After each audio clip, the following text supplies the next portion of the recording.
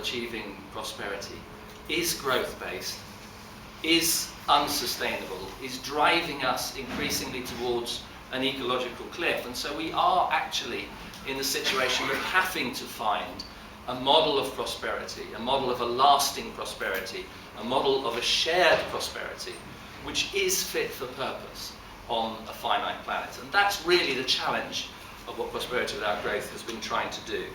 And the reasons for that, well, I mean, you can probably rehearse them as easily as I can, but certainly it would be fair to say, or perhaps unfair to say, that growth has delivered its benefits somewhat unequally.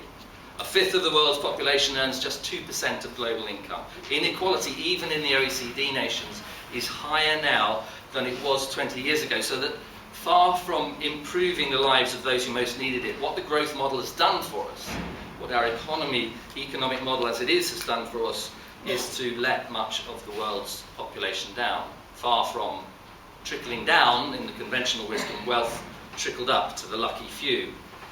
And fairness isn't the only reason, of course, for questioning growth. And the fact that as the economy gets bigger, so do its impacts, has haunted the development of the existing economic system for many decades, at least a century. And in a recent paper in Nature, which you may or may not have seen, about a safe operating space, it's a really interesting set of ideas. It convenes in that paper about planetary boundaries. The idea that we can establish limits around some key factors, even now, in spite of all our uncertainty about exactly where those limits exist, we can establish some clear limits which suggest that the economic model just cannot, at this point in time, handle. And that paper, which is Johan Rockström and co-authors, is called Planetary Boundaries. It highlights in particular three particular boundaries. One is around biodiversity, another is around the nitrogen and phosphorus cycle, and the third, not surprisingly perhaps, is around climate change, where it suggests that the existing level of economic activity already transgresses those finite limits, and by some way, actually.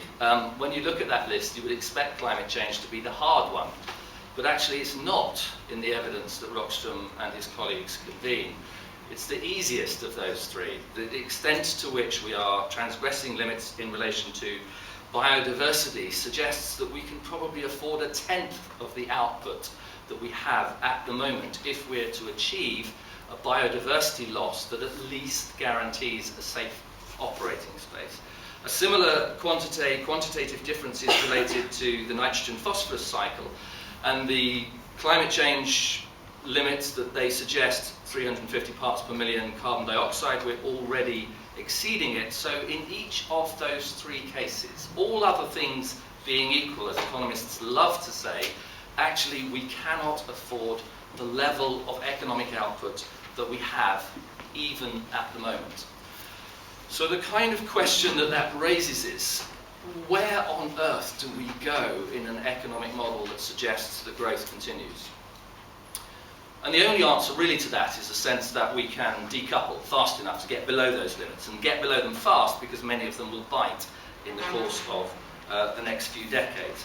But then you have to ask yourself, well, how far do we have to go? And some of Prosperity Without Growth, the evidence in it, is designed explicitly to look at that question, to say how fast would we have to decouple? Decoupling is the key word. Our economies, our economic activity in terms of dollars, from their material impacts. And one of the calculations in the report, it's quite a striking one, is that if you were to, let's say we are serious about global equity, let's say we're serious about carbon limits, and let's say we're serious too about keeping this thing called economic growth. So in a world of 2050, how much technological improvement, how much decoupling do we have to have done? And it turns out that it is quite staggering. In a world of 9 billion people, all of them aspiring to ever-increasing incomes, which are commensurate with what we expect in Western Europe, carbon intensities, the intensity of each dollar of economic activity, would have to fall by over 11% every year if we were to stabilize the climate at the UN, the IPCC stabilization targets for a 2-degree warming. And that is 16 times faster than any improvement in carbon intensity in the past, at least. And by 2050, actually, what we need to have achieved is a carbon intensity of 130 times lower than the existing global carbon intensity. Now that's great, maybe we could achieve that. Actually, some people have said to me, that's a terrific vision to have. Let's put that slide up and let's motivate people to get from 768 grams of carbon dioxide per dollar of economic activity to 6, which is where we need to be in this fair, still growing, carbon limited world.